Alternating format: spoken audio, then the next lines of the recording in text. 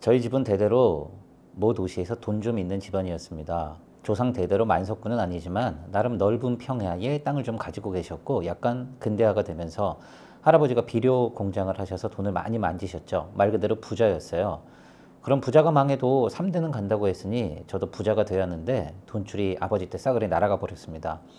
해방둥이로 태어나신 아버지는 전쟁통에 할아버지 잃으시고 피난 갔다가 다시 돌아왔건만 나중에 크면서 도박에 빠지셔서 그 넓은 땅과 집을 전부 다 노름으로 날려버리셨어요. 저야 태어났을 때부터 집이 가난했으니 몰랐지만 아버지가 젊은 시절 집과 돈을 도박으로 날려버렸었다는 이야기를 듣고 정말 허탈하더라고요. 그런데 도박뿐만 아니라 어찌나 마음이 넓으신지 주변 사람의 보증이란 보증은 다 서주고 다니셨어요. 그래서 어머니가 늘 하셨던 말씀이 이거 해결하면 저거 터지고 저거 해결하면 이거 터지는 날들이었다고 하시더군요. 말 그대로 대대로 내려온 돈 믿고 노름짓하고 보증 서주다가 완전히 패가 망신한 케이스가 바로 저희 아버지입니다. 제가 부끄러운 가족사까지 들먹이는 이렇게 말하는 이유는 어릴 적부터 어머니에게 절대로 도박하지 마라, 절대로 보증 서주지 마라 이 말을 귀에 못이 박히도록 들었기 때문입니다. 그러다 보니 어릴 적부터 전략하는 것하고 남에게 돈 빌려주는 것에 엄청 민감해하며 자랐어요. 솔직히 어린 시절을 떠올리면 천정에 물 새는 기억, 아버지는 무능력한 채 화투패 만지던 기억, 그리고 어머니는 늘 소리치고 짜증내는 기억만 납니다. 그만큼 제 유년 시절은 엄청 우울했고 암울했죠. 그래서 어릴 때 제가 초등학교 입학 전까지 단 한마디를 안 했다고 하더라고요. 실수로 물건을 엎지르거나 동네 애들하고 싸우고 와서 엄마가 저를 혼내도 울거나 잘못했다는 말 한마디를 안 할 정도로 악발이었다고 합니다. 제 생각엔 그 당시에 제 마음속엔 뭔가 우울함이 가득했었나 봐요. 그만큼 하루에 한마디 두 마디만 할 정도로 말이 없었는데 그나마 국민학교 들어서면서 말문이 확 트였다고 합니다. 저도 즐거운 기억은 국민학교 때부터 나기 시작해요. 친구들과 놀았던 거, 친구랑 골목길에서 구슬치기, 문방구 앞에서 뽑기 하던 기억 등 그런 세세한 기억들은 오직 국민학교 때만 날 정도예요. 그리고 집에 들어오면 아무 기억도 안 났습니다. 그만큼 집이란 저에게 무섭고 어두운 존재로 느껴졌던 거죠. 그렇게 나이가 좀 들고 저도 사춘기 고등학생이 되니 매일 술에 쩔어 있고 방구석에 뒹굴뒹굴 거리는 무능력한 아버지가 너무나도 꼴보기가 싫더군요. 그래서 하루는 아버지에게 강하게 대들었습니다. 아버지는 아버지로서 가정에 한 게 뭐 있어요? 술 아니면 도박. 이거 두 개 외에 할 줄 아는 거나 있으세요? 제가 창피해서 동네를 못 돌아다녀요. 술쟁이, 도박쟁이 외동아들이라고 손가락질 받을까봐 밖에 나다니질 못한다고요.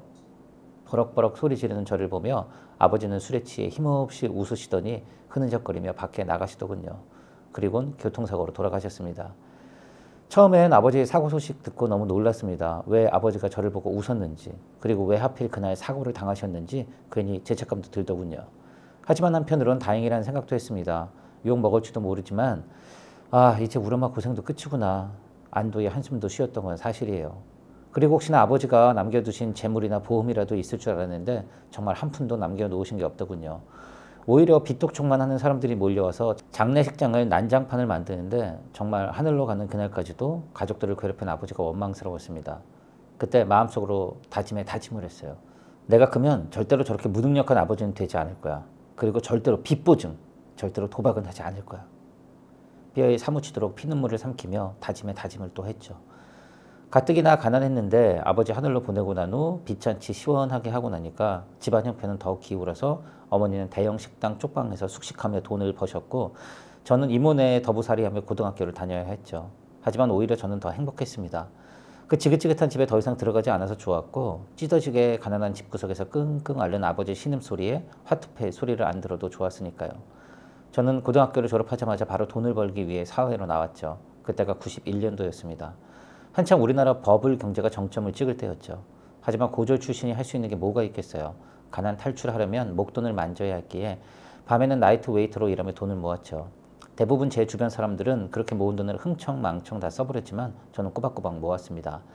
남들 술 마실 때도 돈을 모았고 남들이 여자들이랑 놀 때도 저는 돈을 모아서 딱 3년 만에 서울 외곽에 작은 빌라 하나 살 돈 모아서 바로 손을 털었어요.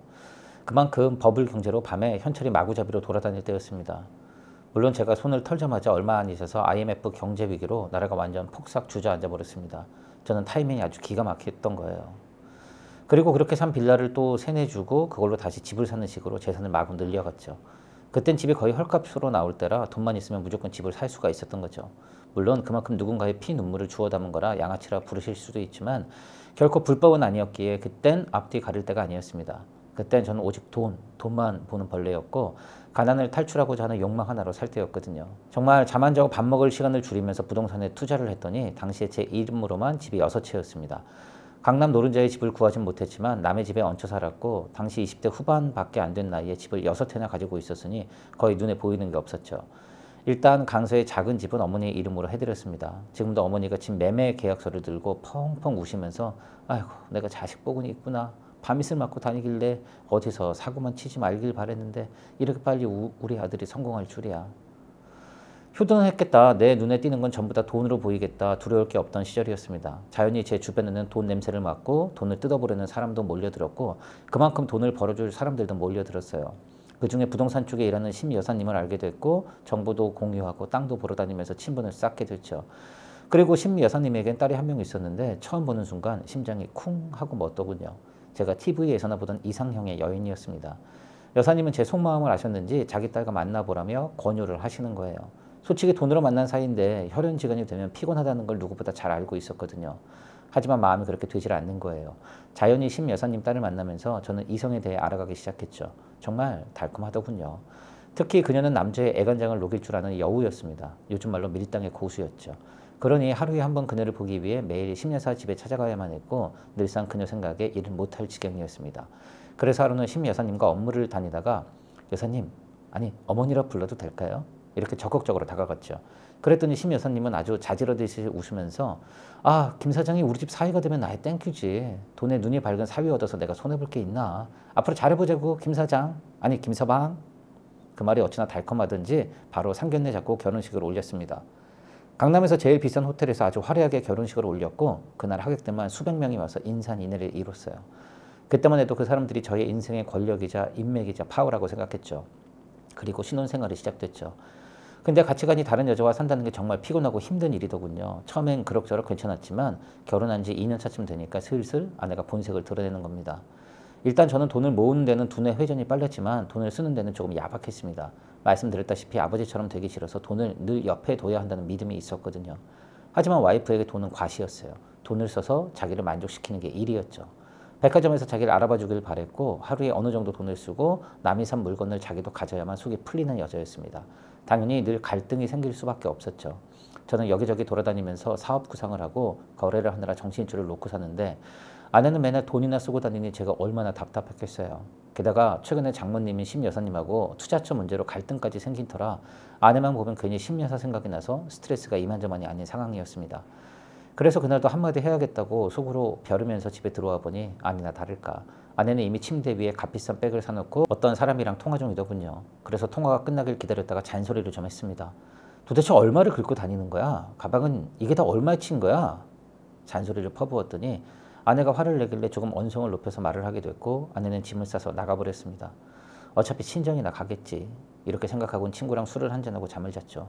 근데 다음날 누가 막 흔들어 깨워서 눈을 떠보니 장모님과 장인어른 그리고 처남이 저를 잡아먹을 듯한 눈빛으로 째려보며 서 있는 겁니다. 생각해보세요. 누가 깨워서 눈을 떴는데 제일 먼저 보이는 게 노려보고 있는 사람들이라면 안 놀라겠습니까? 제가 당황하며 어떻게 오신 거예요? 이러니까 장모님은 흥분한 얼굴로 씩씩거리면서 자네 때문에 우리 딸이 다쳤는데 자네는 한가하게 술이나 처먹고 이렇게 대자로 뻗어서 잠이나 자? 순간 이게 무슨 소리인가 싶더라고요.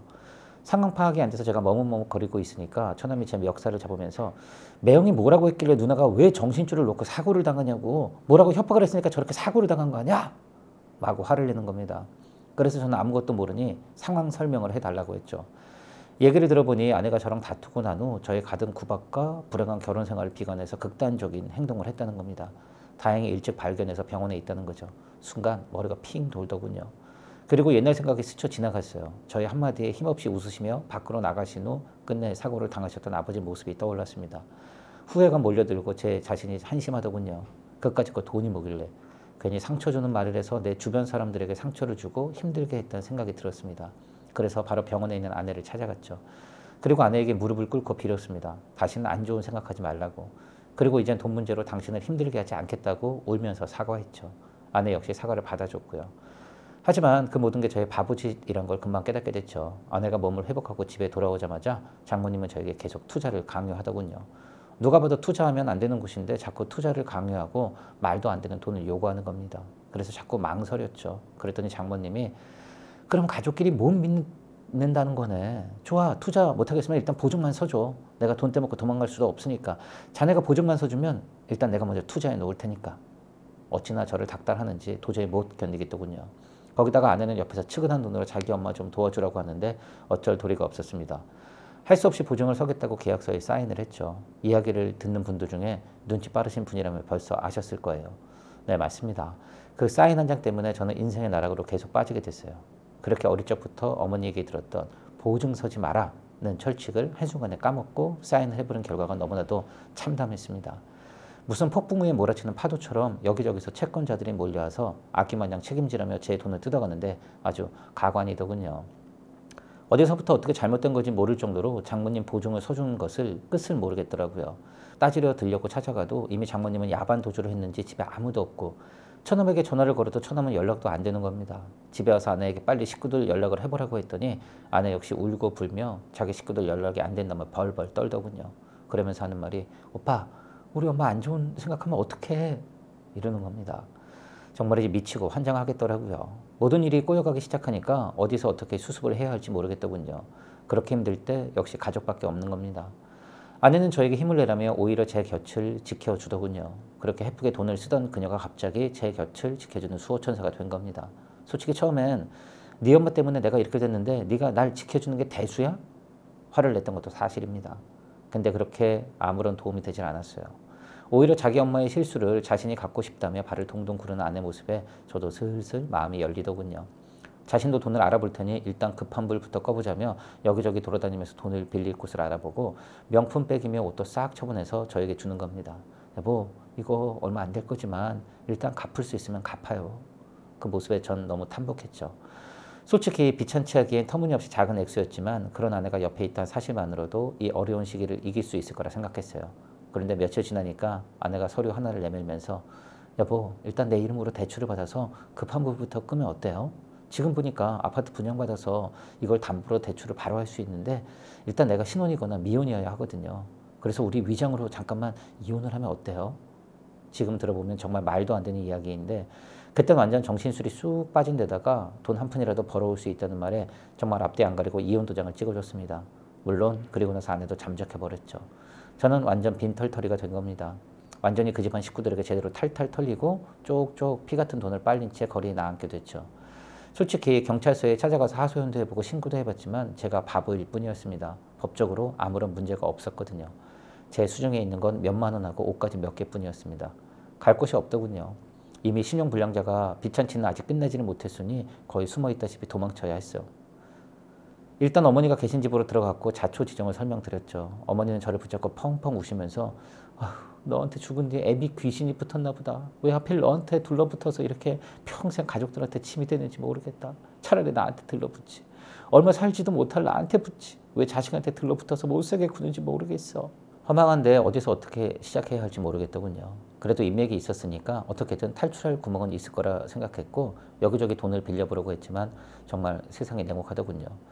저한테 돈 빌리려고 개마냥 꼬리를 살랑거리던 사람들과 저한테 돈 빌려주려고 어깨에 힘주고 잘난 척하며 술 사주던 사람들 중에 단 한 명도 제 전화를 받는 사람이 없는 겁니다. 말 그대로 업계에서 저는 이미 망했다고 소문이 나서 완전히 저를 피하는 거였어요. 처가 식구들은 내 돈 들고 튀었지. 아내는 이혼 서류 꾸며서 도망쳤지. 믿었던 사람들은 모두 다 연락이 안 되지. 여러분 같으면 어떠시겠어요? 절망감이란 말로는 다 표현이 안 됩니다. 세상이 무너지는 게 아니라 이 세상에 나란 존재가 있어서는 안 될 것 같다는 안 좋은 생각만 드는 거예요. 술을 마셔도 취하지 않고 눈을 뜨는 순간 다시 눈을 감고 싶다는 생각만 들게 됩니다. 근데 그런 저를 보고 어머니가 울며 불며 말씀을 하시더군요. 살아야 한다. 너 혹시나 무슨 생각하든지 간에 다른 생각은 다 집어던지고 살아야 해. 억울하지도 않니? 너 뒤통수 때리고 네 돈으로 배 두들기며 사는 놈들 생각하면 억울하지 않아? 어머니가 어찌나 저를 두고 신신당부를 하시는지 제가 다 마음에 절이 오더라고요. 우리 엄마는 24시간 동안 내 걱정만 하는데 나는 바보같이 술에 지고 돈에 지고 사람에 지고 한 번도 이겨보지 못했구나. 저 자신을 반성하게 되더군요. 그래서 일단 어머니 말씀에 정신을 바짝 차리고 마음을 비우기로 했습니다. 돈. 오직 돈만 바라보고 살았더니 없어진 돈 생각만 하니까 매일매일이 고통스러웠거든요. 그래서 차라리 돈을 잊고 살기로 생각했죠. 아예 몸을 좀 혹사시키는 육체 노동을 하면 돈에 대한 소중함을 깨닫는 시간이 될 것 같아서 일부러 노가다판에 뛰어들었습니다. 그거 시작할 때가 40대 초반이었으니까 그래도 그땐 좀 쌩쌩했죠. 그리고 지방으로 수도를 이전하네 뭐네 하면서 지방 쪽에서도 건설붐이 한창 일따라서 전국 각지를 돌며 노가다를 좀 뛰었습니다. 단순 노동이라 해도 줄만 잘 타면 여기저기 불러주는 곳이 많아서 노동의 가치를 제대로 느낄 때였죠. 근데 아시는 분은 아시겠지만 지방 건설 현장에 가면 월 단위로 여간방 하나를 통째로 끊어주는 경우가 있어요. 말 그대로 거기가 일꾼들 숙소가 되는 거죠. 거기서 씻고 거기서 자고 다음날 출근하는 시스템입니다. 근데 남자들끼리 한 방을 쓰고 건물 전체가 거의 노가다 일꾼들이라서 은근히 술 마시다가 쌈도 나고 저녁에 다른 지역으로 술 마시러 나가기도 하는 경우가 많거든요. 저도 사람인지라 매일매일 육체 노동에 시달리니까 몸도 피곤하고 적적하던 찰나에 같이 일했던 선배가 심심하면 나랑 같이 재밌는 데 가볼래? 이러는 겁니다. 이쪽 바닥에서 나름 콧방귀 좀 끼는 선배라서 말을 따를 수밖에 없었거든요. 그래서 따라갔더니 차를 끌고 어느 으슥한 야산으로 한참을 들어가는 겁니다. 그런데 세상에나 그 야산에 비닐하우스가 하나 있는데 거기서 사람들이 도박판을 벌이고 있는 겁니다. 무슨 영화에서 나온 것처럼 수십 명이 들어가서 멋지게 판을 벌이는 것은 아니고요. 테이블 두세 개 놓고 10명 남짓한 사람들이 고스톱 치고 있더군요. 근데 판돈이 어마어마했고 주변에 조폭까지 생긴 애들이 주변을 감시하고 있는 겁니다. 호기심에 따라 들어가긴 했는데 괜히 또 아버지의 전철을 밟는 것 같아서 절대로 저는 화투짝을 만지지 않을 거라 속으로 다짐에 다짐을 또 했습니다. 그 선배는 한판 치라며 돈을 주는데 제가 정중하게 말씀드렸죠. 저희 집안이 대대로 도박하다가 망한 집안이라 저는 화투를 못 칩니다. 그 말에 선배는 껄껄 웃으면서 넌 부정타니까 내 옆에 오지 마라. 이런 농담을 하시더군요. 그래서 자연스럽게 혼자서 비닐하우스 여기저기 구경하고 있는데 멋지게 옷을 입은 남자가 비닐하우스로 들어오는 겁니다. 근데 제 옆에 있던 건달 같은 사람이 자기들끼리 이야기를 주고받는데 야, 호구 또 왔다 이러더군요. 도대체 호구라고 불리는 남자가 누굴까 얼굴을 자세히 보는 순간 다리에 힘이 쫙 풀리는 겁니다. 바로 제 멱살을 잡고 흔들던 처남이었습니다. 장모님 가방이나 들고 다니면서 저랑 땅 보러 다닐 때 허드렛 일하며 일 배우던 처남이 어디 대기업 사장님 마냥 옷을 쫙 빼입고 들어오더군요. 한두 번 와본 솜씨가 아닌 듯 했어요. 몇 년 만에 도박판에서 도망간 처남을 만날 거라고 누가 상상이나 했겠어요. 오늘 너 제대로 만났다 싶어서 바로 처남 다리를 걸어서 넘겨버렸죠. 노가다판에서 길러진 근육인지라 힘이 펄펄 넘칠 때였거든요. 처남이 바닥에 놔댕구니까 건달들 몰려와서 저를 잡고 노가다 선배도 말리고 아수라장이었습니다. 그래서 제가 나 이 새끼가 받을 돈이 있어서 이러는 거니까 내가 여기 도박장 피해 안 줄게요. 대신 이놈하고 나는 밖으로 나갈 테니까 건들지 마시오. 노가다 선배는 건달들에게 뭔가 상황 설명을 하며 어느 정도 상황을 정리해 주더군요. 그리고는 처남을 끌고 비닐하우스 밖으로 나왔습니다. 그리고는 처남 뺨을 계속 후려치면서 야 장모님 아니 심야도 어딨어? 그리고 니네는 어딨어? 제가 계속 뺨을 후려치니까 이놈이 말을 하는데 정말 깜짝 놀라서 혈압이 확 오르는 겁니다. 처남이 뭐라고 했는 줄 아세요? 친엄마 친누나 아니에요. 아니 이게 무슨 소리인지 알다가도 모르겠더군요. 몇 년을 친엄마 친아들 친딸처럼 지내는 걸 봤고 한 번도 그 관계를 의심해 본 적이 없는데 갑자기 자신은 친아들도 아니라고 하는데 믿을 수가 없는 거예요. 그래서 어떻게 된 거냐고 물었더니 처남이라는 사기꾼이 하는 말이 자기는 그냥 옆에서 바람만 잡고 현금만 챙겨서 받는 역할이라 자세히는 모르지만 일단 장모님 역할을 했던 심 여사는 부동산 쪽에서 땅 사기, 역할 사기꾼으로 유명하고 저랑 결혼했던 딸 역할을 했던 여자도 꽃뱀이라는 겁니다. 완전 사기에 사기를 치는 꾼들끼리 만나서 저를 야금야금 해먹었던 거죠. 근데 저뿐만 아니었더군요. 저는 저대로 사기치고 비슷한 케이스로 몇 군데 남자를 물색해서 이미 두세 군데에서 사기를 쳤다는 겁니다. 여기서는 장모 역할, 저기서는 시어머니 역할, 여기서는 처남 역할, 저기서는 사위 역할. 정말 대종상, 주연상 받을 만한 연기력을 갖춘 사기꾼들이더군요. 그렇게 사기쳐서 현금 발라내고 보증비 떠넘기고 정신없을 때 이혼 서류 및 가족관계 서류 싹 정리해서 도망치는 수법을 줄였었다고 합니다. 물론 지금은 가족관계법이나 부동산법이 많이 바뀌어서 불가능한 이야기지만 예전엔 그렇게 주먹구구식으로 운영이 가능했었습니다. 그놈들 사기수법에 혀를 내둘렀죠. 이렇게도 사람 하나 병신을 만들 수 있구나. 아니 여러 사람들 동시에 바보 만드는 사기꾼들 수법에 놀랐죠. 그래서 일단 그놈은 경찰서로 신고를 했죠. 이미 주명 수배가 된 터라 잡혀 들어갔고 나머지 장모 역할을 하는 심여사랑 아내 역할을 했던 꽃뱀을 찾아야 했습니다. 이 이야기를 경찰에 했더니 찾아보겠다, 알아보겠다, 기다려달라 말만 할 뿐이지 그 이후로 딱히 연락이 없네요. 노가다 선배도 자기 인맥 동원해서 알아봐 준다고 했습니다만 사기꾼이 그렇게 쉽게 잡히지는 않더군요. 그래서 저와 같은 피해자를 좀 찾아내서 함께 사기꾼을 찾아보려고 여기저기 수소문도 해봤습니다. 그래서 우연히 한 명을 만났죠. 그 사람은 이미 다 포기하고 바다가 있는 어느 도시에서 배 타고 있다고 하더군요. 한때는 정말 잘 나가는 중소기업 사장이었는데 심여사가 접근해서 꽃뱀을 소개시켜줬고 둘이 혼인신고만 안 했지 거의 살림을 차렸는데 나중에 뒤통수를 맞고 완전 회사 돈 거덜내 버리고 잠적했다는 겁니다. 자신도 화병으로 쓰러져서 고생하다가 이젠 공기 좋은 곳에서 일하면서 재기를 노린다고 하더군요. 저랑 수법이 너무 비슷해서 그분에게 같이 공론화시켜서 그 사기꾼들 잡아보시죠 제안을 했습니다. 근데 그분은 손사래를 치면서 자기는 그러고 싶지 않다는 거예요. 2번 당하고 싶지도 않고 무섭다면서 발을 빼더군요. 사건 저지른 놈은 지금 떵떵거리면서 사는데 피해를 입은 사람은 이렇게 지내는 것이 너무나 마음 아팠습니다. 전후 사정을 다 알게 된 노가다 선배도 그나마 처남 역할을 했던 그놈을 잡은 것만 해도 천운이라 생각하라고 하더군요. 근데 어느 날 일 끝나고 어머니 계신 서울 집으로 오랜만에 찾아왔는데 갑자기 차가 튀어나와서 사고가 날 뻔했습니다. 거의 차가 스테이지 제 옆을 지나갔는데 조그만 옆으로 서 있었으면 부딪혀서 크게 다치거나 죽을 뻔했죠. 운전자는 정중하게 사과하며 문제 있으면 연락 달래며 인사를 하고 갔는데 뭔가 느낌이 찜찜하더군요. 상황이 상황인지라 괜히 오싹하더군요. 이게 무언의 협박이라고 느껴졌어요. 제가 무슨 비밀 첩보 요원도 아니고 그렇다고 싸움을 잘하는 것도 아닌데 사기꾼들이 이렇게 협박까지 하면 무서워서 살 수가 없잖아요. 그래서 경찰에 신고를 했죠. 그리고 집에 들어올지도 모른다는 걱정에 어머니에겐 혹시 모르니 침대 머리맡에 호신용품을 갖고 있으라고 했습니다. 물론 저도 침대 머리맡에 몰래 숨겨뒀죠. 하루하루가 무서웠지만 그래도 사기꾼들에게 지고 싶진 않았습니다. 법이 심판하지 못하면 나라도 심판하겠다는 생각으로 계속 여기저기 알아봤는데 노가다 선배가 아는 건달을 통해서 드디어 꽃뱀 정체를 알아냈습니다. 헤어진 지 10년이나 지나서 이미 얼굴에 세월의 흔적도 있고 성형을 좀 해서 얼굴 윤곽을 바꾸긴 했지만 그때 그 얼굴이 남아있더군요. 모 도시에서 꽃집 사장으로 살고 있었습니다. 참나 어이가 없어서 남의 피 눈물 나게 하고 자기는 고상하게 플라워리스트네 꽃을 사랑하는 여신이네 이러고 있으니 제가 눈이 안 뒤집히겠어요. 그래서 그 꽃집에 쳐들어갔죠. 처음엔 저는 몰라보더군요. 하긴 하도 많은 놈들을 등쳐먹었으니 한 번에 알아보겠습니까. 제가 한두 가지 이야기하니까 그제서야 기억이 난 듯 미안하다며 무릎 꿇고 싹싹 빌더군요. 그러면서 가증스럽게 하는 말이 이제 마음 잡고 남편이랑 아이까지 있어요. 제가 사기쳤던 돈은 조금씩 갚아드릴게요. 제발 용서해 주세요. 이러는 겁니다. 어이가 없더군요. 제가 용서할 거였으면 뭐하러 직접 만나겠습니까? 그냥 마음속으로 용서했겠죠. 그래서 심리사는 어딨냐고 물었더니 자기는 절대 모른다는 겁니다. 그리고 이미 그쪽하고는 손 씻었고 중간에 한번 걸려서 교도소까지 다녀왔다고 하더군요. 사실 심해사를 잡아야 하는데 정말 중요한 심리사는 오리무중이고 이미 꽃뱀은 교도소 다녀와서 손 씻고 새삼을 살고 있다고 하니까 도저히 할 말이 없는 겁니다.